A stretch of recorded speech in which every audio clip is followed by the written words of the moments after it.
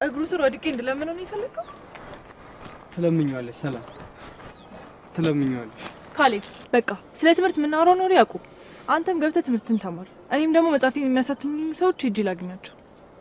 ብቻሽን አትሄጂም ሰላም? ልታሳብዢ ነው እንዴ? ምን እየሆንሽ ነው? ካሌብ ምንም አልሆንኩም። እኔ ያልኩት ብቻ ይሁን አትበል። ሂድና ገብተህ ተማር። እኔም ልሂድ። ብቻሽን አትሄጂም፣ አብረን እንሄዳለን። ኡፍ ካሌብ አትጃጃል። እኔም ክላስ አልገባም። ቆይ ካሌብ እሺ አንዴ ስማኝ። ምንድነው የማዳምጥሽ? ይኸውልህ ክላስ ትገባና ትማራለህ እሺ?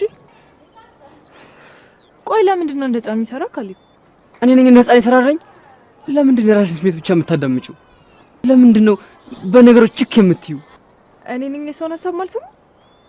አዎ አንቺ። ስንት ጊዜ ነው መጀመሪያ ካስተማሪው ጋር ያለሽን ችግር አስተካኪ ያልኩሽ? ስለ ወንድምሽና ስለ እናትሽ አታስቢም? አውቃለሁ እኮ ካሌብ እንደሚደብራቸው በደንብ አድርጌ አውቃለሁ። ግን መጀመሪያ የመጽሐፉን ነገር መስመር ማስያዝ አለብኝ። ትምህርቱን ትቼዋለሁ ብትያቸው ምን ያክል እንደሚያዝኑ ታውቂያለሽ? እሺ ካሌብ ሁሉንም ነገር አስተካክላለሁ። አስተማሪውንም ቢሆን እግሩ ስር ወድቄ ይቅርታ ጠይቀዋለሁ። ግን ዛሬ አይሆንም። ዛሬ መጽሐፍ የሚያሳትሙልኝ ሰዎች ሄጄ ማግኘት አለብኝ። እሺ አብረን እንሄዳለን። ካሌብ ተናገርኩ።